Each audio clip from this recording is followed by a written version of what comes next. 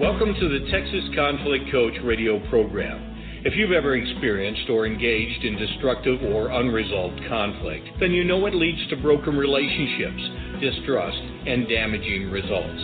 Our program will help you manage and resolve conflict effectively with strategies, valuable resources, and support. Since 2009, our radio program hosted guest experts from around the globe sharing their perspectives, experiences, and expertise while giving you food for thought. If you can't listen live, then download and listen to any of our 300-plus podcasts in our library at texasconflictcoach.com. So sit back, relax, or join the conversation every Tuesday evening, or tweet us at TXConflictCoach.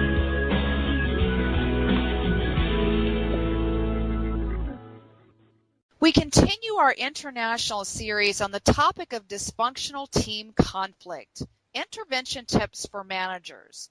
In a globally converging business environment, it is common to find multicultural and multi-generational talent pool. Now, managers may face challenges to effectively deal with this diversity. So joining me is guest Prabu Naidu, who will share his experience in helping managers and organizations in Asia navigate in these rough waters. Now, my guest, Prabu Naidu, is a certified master facilitator and a certified professional facilitator, and is the co-founder and CEO of Facilitators Network Singapore. He is an organizational development consultant working in the Asian region and is third-generation Singaporean of Indian origin. He is also a board member of the International Institute for Facilitation. Prabu, thank you so much for joining us as part of our international series. Thank you, Patty, and I appreciate the opportunity that you have given for me to share some of my thoughts. Well, you're welcome, and I want to say a special extra thank you to Eileen Dowse, who works with you on the board of the International Institute for Facilitation. She's been a guest for us on our program before, so thank you, Eileen, if you're listening. So, Prabu, to begin to talk about the work that you do, want to let listeners know a little bit about you. And so what would you like listeners to know about your multicultural background, and why is this important in the work that you do?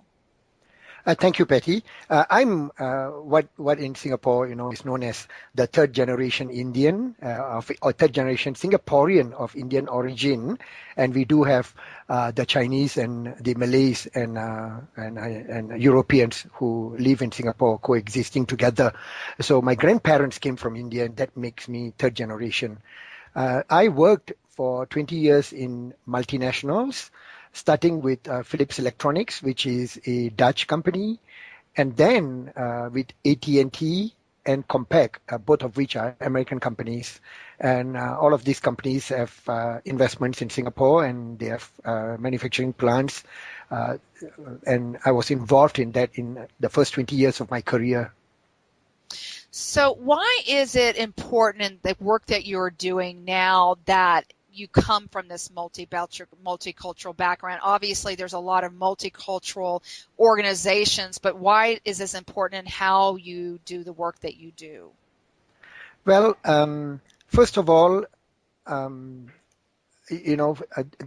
Singapore as a country itself is a melting pot of different cultures and practices. And then, therefore, naturally, at the workplace, we also find people who are of, mixed nationalities working together. So that's one. So I was kind of naturally brought into it, being in that place. And then in recent years, because of, with China developing and the other developing countries in Asia, we do find a lot of, from the Western world, practicing managers and professionals coming in to work in those environments. So all of those have naturally created a playground, if I may use that word, for me to go in and help them, work with them. Wonderful. Okay, well, we're going to continue because, and I like the metaphor that you use, the playground, because it is so diverse, and of course, it's also a natural breeding ground for conflict and hurt feelings and messed up knees and things of that nature that you would find on a playground. So let's talk a little bit too about your own background. Now, as I mentioned earlier, you're a certified master facilitator, specifically with the International Institute for Facilitation. And you also have a very interesting educational background, one in engineering and of course, organizational behavior. So what motivated you to transition, especially from an engineering background, and offer facilitation as an intervention tool to organizations and teams? I think that's an interesting dynamic. Well, Patty, I found it easier to work with people than with machines. Now, some people would say the opposite, right? Yeah. Right. Anyway, seriously, I think it is my own personal preference to work with people and see them grow and develop as professionals. And true enough, today I see that, many companies have superb investments and material resources. But the people aspects are the biggest challenges many of them face.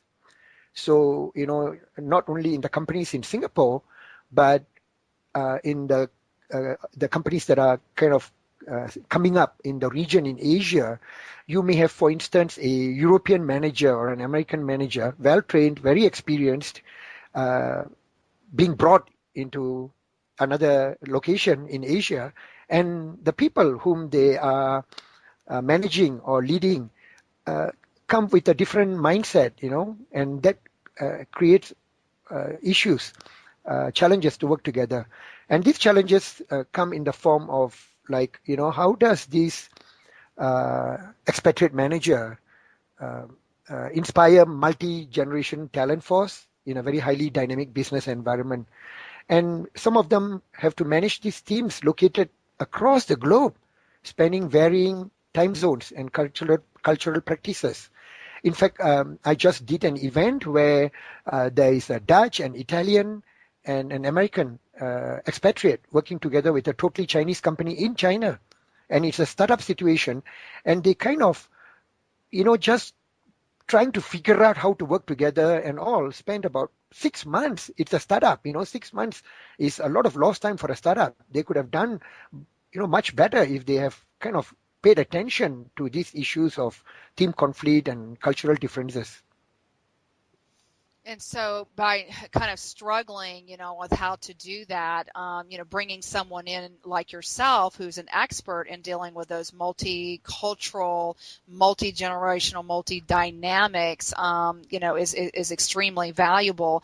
Now, before we move on, I must go back to the engineering side of you. And how does engineering, what do you bring from that experience, if anything, into the work you do now in helping people? Well, I must say that I'll answer this from two aspects. One is the discipline of engineering itself, as well as the exposure I had earlier in my career.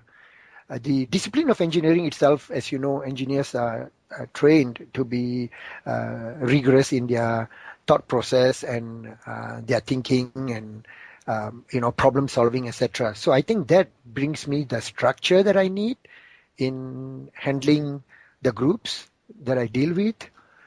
And the earlier year experiences of my, having worked, for example, with Philips, being a European company, it provided me also structure, in documentation, structure in the way the products are developed and produced and brought to market. So being a young professional, that provided great training for me. And then when I moved on to AT&T, at that time, that's when Marbell broke up, and there were a lot of organizational changes that needed to be done. And I was at the right time, right place in Singapore when we were exposed to the way the organizational development bits were being carried out. And so therefore, I got to see, with an engineering background, as well as real-time major organizational transformation happening and being an employee in the company, I must say that I received good training, in seeing how this can be combined together. So that's how I think it kind of happened. I was at the right time, right place. Absolutely. So like what a nice little catalyst, bubbling up to combine both the world of what you worked and lived and learned. Because, as a facilitator, listeners, we are process experts. We provide structure to the groups that we're working with so that they can move dynamically, effectively, constructively through difficult conversations, especially when we're talking about problem solving and conflict and things of that nature. So fabulous. That's a very unique perspective from coming from that and working with people and teams. So we're going to move on then, and so there's some commonality to the calls that you get from HR or senior leaders about conflict. So what organizations, senior leaders, or their HR personnel are dealing with conflict amongst the teams, they often think that team building is the best intervention. And so many times I get the same phone call. We need team building. Okay, tell me why you want team building.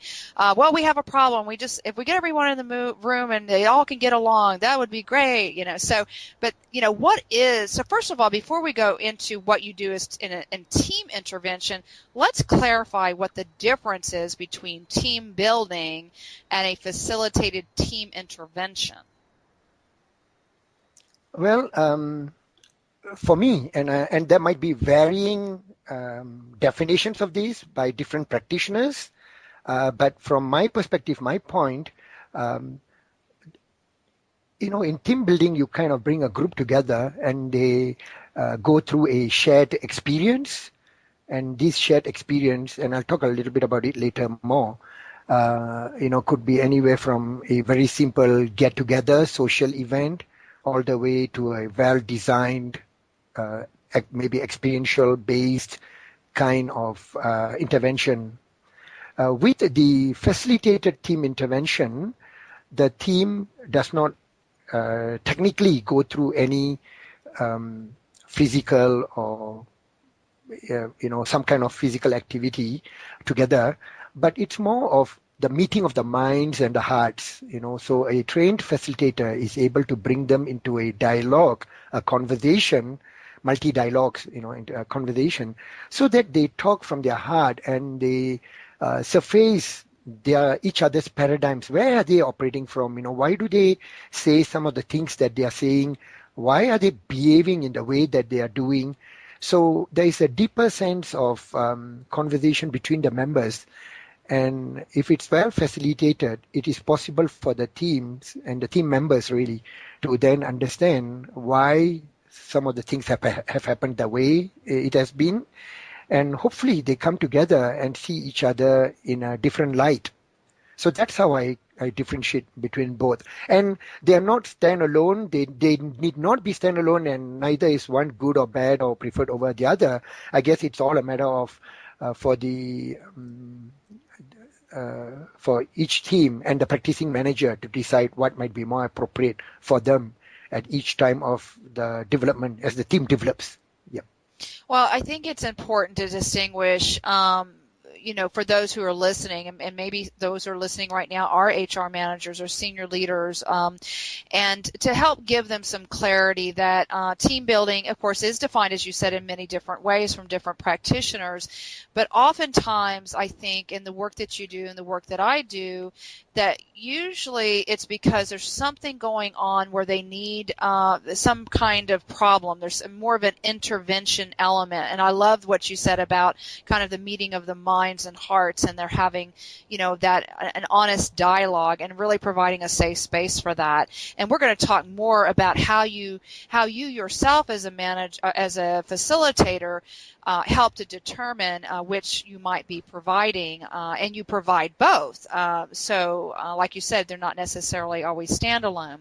So let me just let listeners know that you are tuned into the Texas Conflict Coach Blog Talk radio program, and we're in our international series this month, and we're talking with Prabu Naidu from Singapore. He's an organizational development consultant in Singapore, and we're talking about dysfunctional teams, and we're going to be getting to to go into looking at what are the clues or the telltale signs that there's a problem amongst the teams, and then talk a little bit about why do leaders ignore these things, and then how do we assess for that? And so we're going to go through this next half talking about those things. So, Prabu, what are the clues or the telltale signs that HR managers and leaders need to be aware of that there is a problem amongst the teams?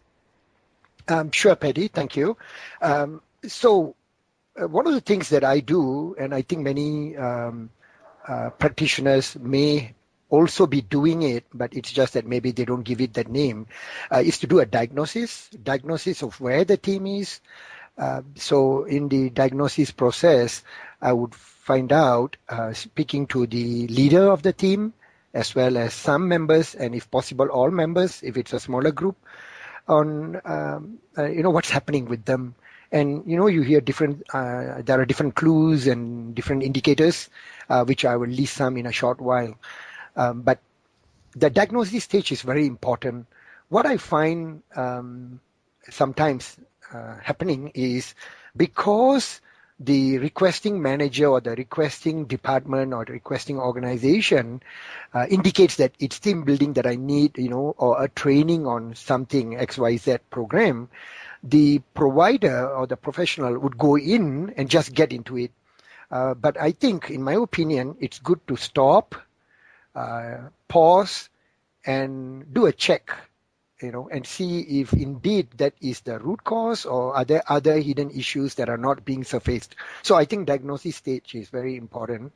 And then some of the clues and telltale signs to look out for could be when there's underperformance by team members, when the manager feels, the leader feels that his or her team is actually capable of doing much more than what they are doing today, then that's one clue. Another might be conflict or non-cooperative behaviors. I've seen, especially in this part of the world, in Asia, conflict does not appear outwardly. It does not appear openly. It's partly because of the Asian culture of maintaining harmony. But what happens is, because they do not speak their mind and they do not surface it, the team becomes dysfunctional, and the performance suffers. But nobody gets to know it because the team members don't talk about it. So, and we may then see this as non-cooperative behaviors, and especially when a manager or a professional who is kind of exposed or trained to the Western way of doing things comes into Asia, it becomes quite confusing for them, because they don't get signals, they don't hear anything, and then before they know it, the team is kind of broken. So conflict and non-cooperative behaviors. Another could be high resignations and absenteeism. Again, this depends on what's the cause of resignations and absenteeisms.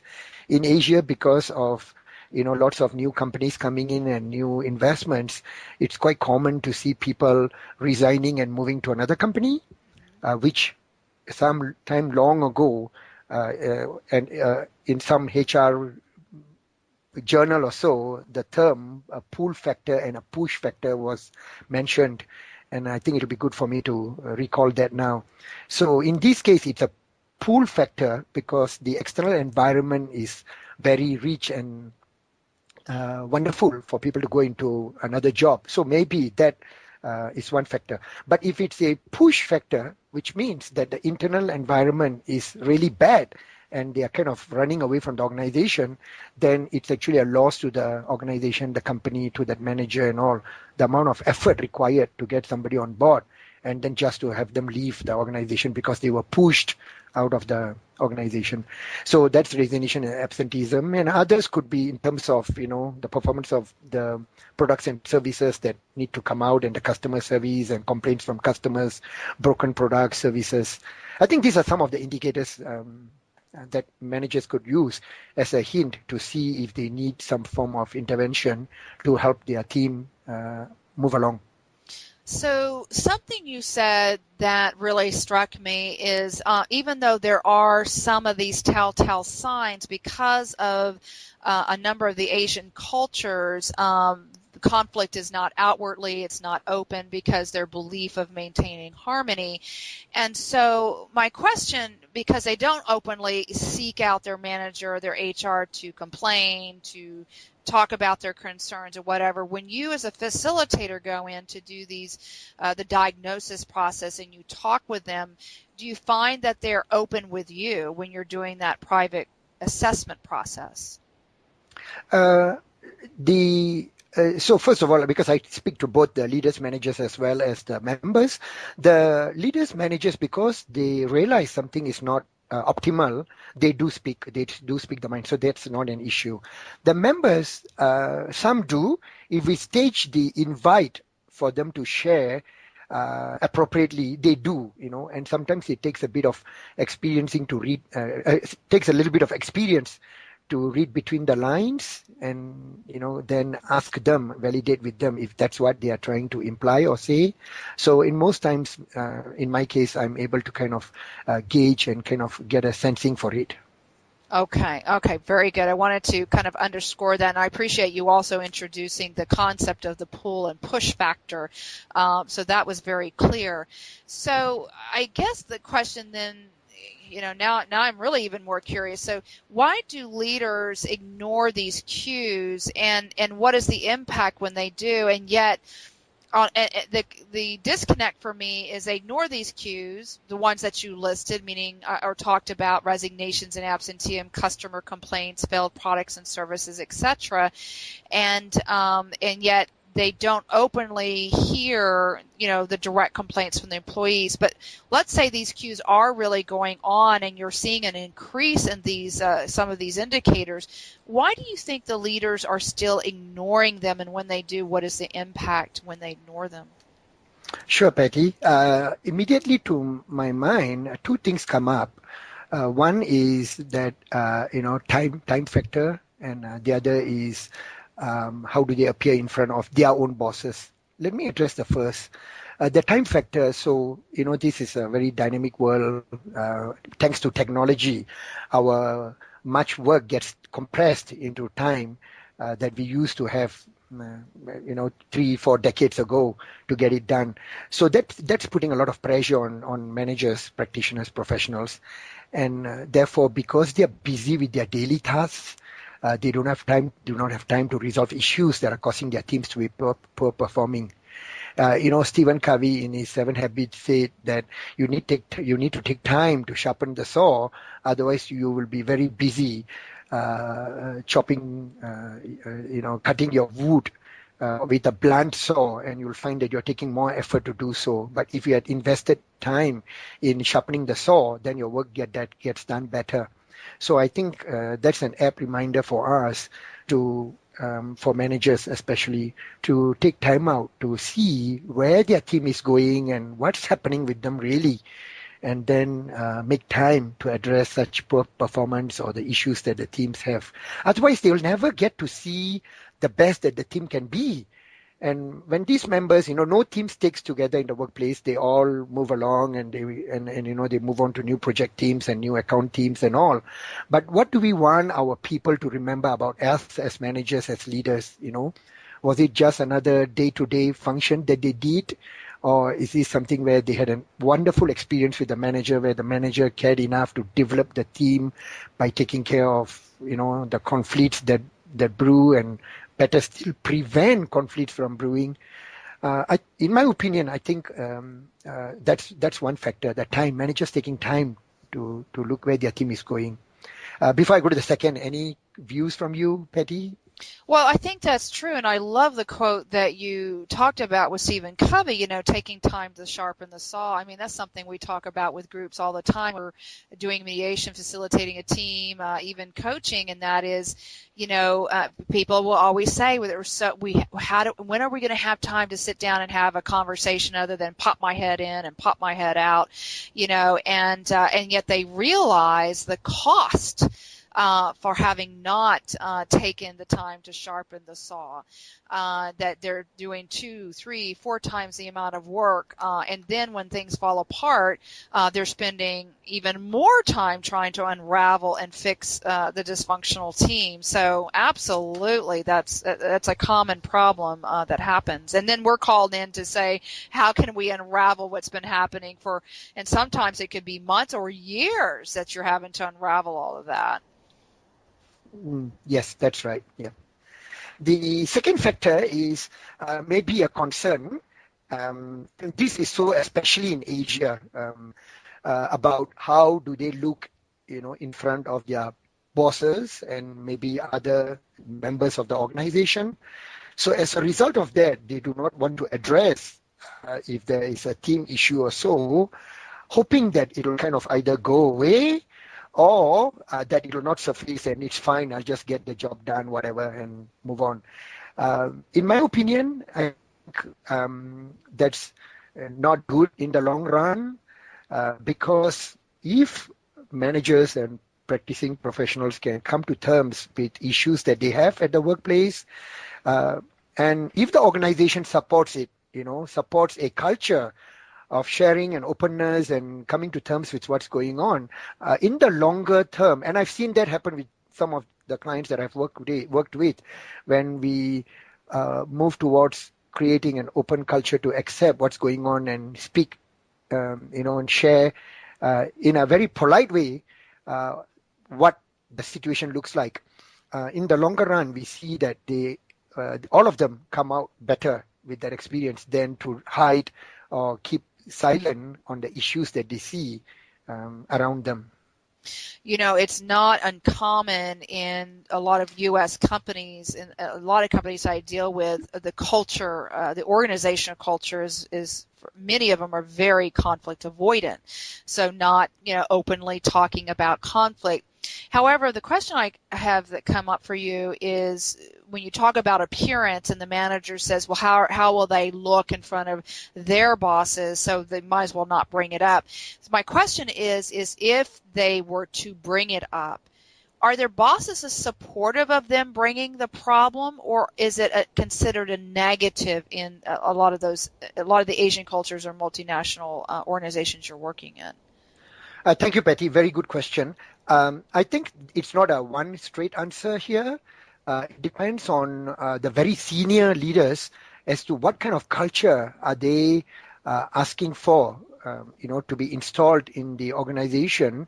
And especially with the many startups and new investments that are coming into Asia from the Western world, the European companies, the American companies, they bring great practices, they bring years of experience, they bring great products, etc. But then when the connectivity with the people, the locals, if I may use the word, and the expatriates who are coming in, does not match, that's where we are seeing the issues, at that point, at that border point. So I think it'll be helpful if the senior leaders and, make it a point to suggest and, even demand, if I may use the word politely, demand that there be open conversation and that the culture of openness and sharing be instilled from the very first day. That's how I see it. I think it's not much of, any particular one reason that I can think of. Yes, and and here in the U.S., and I don't know if you've heard the term before, but we talk about conflict competent organizations and conflict competent leaders.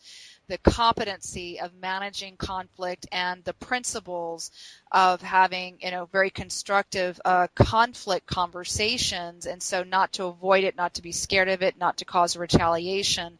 I don't know if you've heard that terminology over there in Asia, but we've been using that. You've been hearing that more and more in the United States about conflict competent organizations. Thank you, Betty. I did not hear of it in that specific term, but maybe, somewhat like that. Yes, we have heard. And then, we also see managerial competencies where the ability to prevent, if not then manage conflicts, is one of the key competencies for managers. So Yeah, so I've heard of it in that way, but not so much so as in the conflict competent organization. But I'll take note of that. Maybe I'll start using that term. There you go. Yep. Now, okay, so moving on here, because one of the things, that often in your assessment part is to determining, as you said, what is really the root cause of the problem? What's going on? Are there hidden issues? Is it really a team problem? Is it really a team leaders? And so why don't you talk a little bit by taking an example maybe in the steps you take to assess and determine what intervention might be most appropriate? Sure, Patty. In my practice, one of the things that I've realized and continuously begin to realize is to establish clearly if the issue is between the leaders of two. So let's say there are two teams that are kind of at loggerheads or not working together. So the issue is this an issue because the leaders of both teams are having issues in having a good working relationship, or is that something that's just happening at the team level? So in the resource list in our podcast site, I've created a document, a PDF document that says the 2x2 matrix to handle these. So on one axis it talks about leaders, both of whom have got a good working relationship on one axis, and they don't have a good working relationship. So that axis looks at the leaders having good working relationship or no good working relationship. The other axis looks at the team members between the two different teams. Again, both teams having good relationship and not having good relationship. The worst case would be the quadrant where both leaders don't get along and both team members don't get along. That's really much work to be done. So anyway, that document explains a little bit about how I use this approach to figure out. So if the issue is with the leaders, I will deal with them first, maybe nothing to do with the team, because the team's behavior has been a manifestation of what the leaders have told. I've seen cases where both leaders, because of their whatever issues they may have, actually tell their people not to work together effectively, but they're not being fair to the organization because of their own personal whatever reasons. They are now propagating it to their teams, and then the teams poor performance of the teams, so dysfunctional behavior of the teams is actually affecting the performance of the entire organization. So that's how I typically look at So listeners, what Prabu is also mentioning is on the program page. It's a 2x2 metric graphic chart, and so as you go through these conversations and the diagnosis conversations that you're having with team leaders, team members, the leaders of the teams, and it could be two teams, and let's just clarify, sometimes it's not just one team. It could be multiple teams that you're working with, and so is it really issues among the team, or is it an issue between the team leaders? So I think I was hearing you say that. Is that right? Correct, Patty. Thank you for kind of clarifying that. Thank you very much. Yep. Okay, and so this is on the program page, and so folks, you can access and download that. So if you determine that it's team leaders that's really kind of driving and motivating the problems that might be going on within the team, then you're meeting with the team. And what exactly are you doing with the team leaders? Well, I bring them together to have a heart-to-heart conversation. So prior to that, I would meet them one-on-one first, just to get a sensing from where they are, and then bring them together for a heart-to-heart conversation, usually over coffee or some less formal settings, and then ask them, where they are going, and ask them a lot of probing, why questions, so that I try to bring them to the bottom of it. And one excellent resource that I use, Patty, that I'd like to share with the listeners is a set of ground rules for effective groups that was put together by Roger Schwartz, a professor and a OD expert, a veteran, a guru in the field from the US. So Roger Schwartz ground rules, and we are providing the link to that also on the page. Oh, good. And he's well known for a lot of things. What would be an example of a ground rule for affected groups that he would have, for example? Yeah, so one of the one that really works for me, there are currently 8. He originally started with 9, and then now there are 8, kind of after some simplification or synthesis, and 2 of the 8 that really I believe in, and I think really will help practitioners and managers would be, to discuss the undiscussables. That's one. And another one would be test or surface assumptions that may be operating in the group. So these 2 are very powerful rules or practices that one can put into use in every conversation, in every interaction. And I try to do that for myself, even in my professional as well as personal life. Okay. So, and you use these ground rules not just in the teams, but if you're facilitating the conversation between just the 2 team leaders, you're using those same ground rules, I would assume. Yes, I would, yeah. Now, if you were to discover that the major problem, underlying issues were really between the 2 leaders, and you have those conversations, do you do any additional intervention work then with the teams? Yes, I do, Patty. So there are a number of ways in which this can be done, and I'm very sure previous guests on this podcast have also shared their methods and how they do it. For me, one of the most powerful experiences we can give both teams, assuming it's both, there are 2 teams, or even if it's one team but with different members in the team having issues, is to go into some kind of needs and offers conversation. So it's like, what do I need from you in order for me to be effective so we can work together? And both parties, have this conversation. And then the other party does the offering where, the party shares as to how much he or she or they, if it's a team, can meet the request of the requesting party.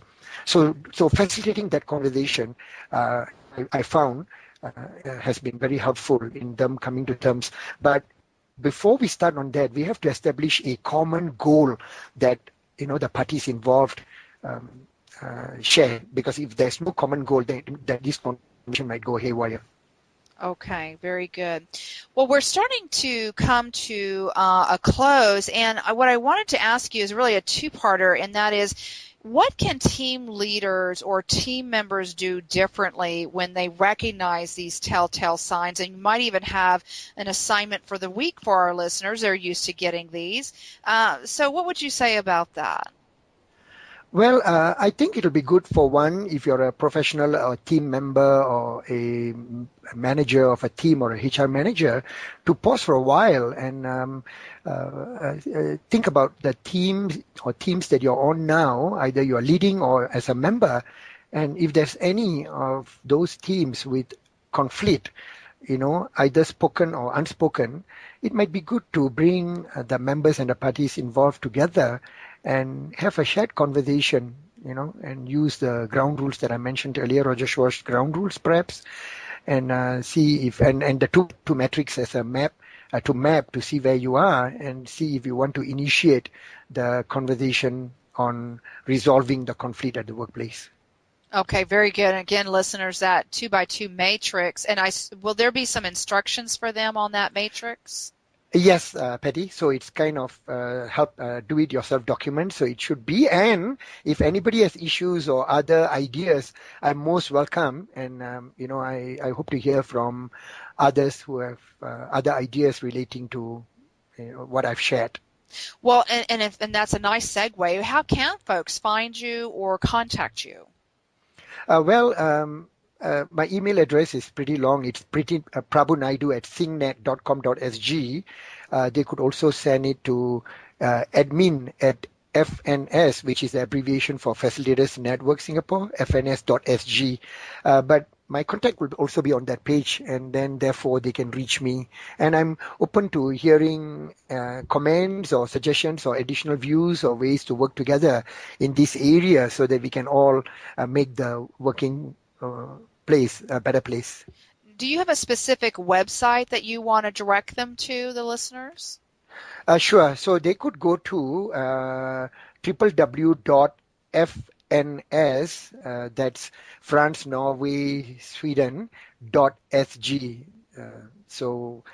That is the website of the network that I co-founded. So that's one website. And if they contact me, I can point them to other resources. Okay, great. And listeners, again, on the program page at texasconflictcoach.com, you'll see Prabu's program page with a number of links that you can connect with him. And also, you are the author of a book called Spot On Facilitation. So is this aimed to team leaders, or is this aimed for other facilitators? Actually, it's aimed as a general use for all professionals, practitioners, facilitators, aspiring facilitators. My co-founder of the network, Janice Lua, and I wrote this book, attempting to bring together our experiences and all. So it's grounded on theory, as well as it has got a lot of practical tips, stories, horror stories, good stories, our experiences. Yeah. And this book has been translated also in Chinese as well as in Myanmar, Burmese language. And so far, all those who have read the book and used the book, mainly in Asia, have given us good feedback. And in fact, this year, towards the end of the year, we will be releasing the second edition, revising and adding in new lessons learned since 2011 when we first released it. Well, wonderful. And again, listeners, Spot On Facilitation, that book is listed on his program page. Prabu, I want to thank you so much for being part of our international series and sharing your expertise and experiences in doing this very dynamic work that you do. You gave some really great resources like Roger Schwartz, your own 2x2 matrix chart. Appreciate that. Some great tips. And I really loved listening to your story and learning from you myself as well. So thank you for that. And I want to let you close out our program with your own final message. Thank you, Patty. So first of all, thank you, and also for the podcast arrangement. And I appreciate the opportunity to share some of my thoughts with others who are listening in. My wish is I hope all managers and professionals listening in will equip themselves with the skills to intervene in a timely manner and regularly when they recognize that their teams are dysfunctional. And one way to do this might be to consider to prepare yourself and assess yourself against the INIFAC's Master Facilitator competencies. And the link to this is also on the site. That's all I have, Patty. Thanks once again for giving me the opportunity, and thanks to everyone else who have been patiently listening to this. All right. Thank you, and good night, everyone. Thank you for listening to the Texas Conflict Coach. We hope you've enjoyed the program.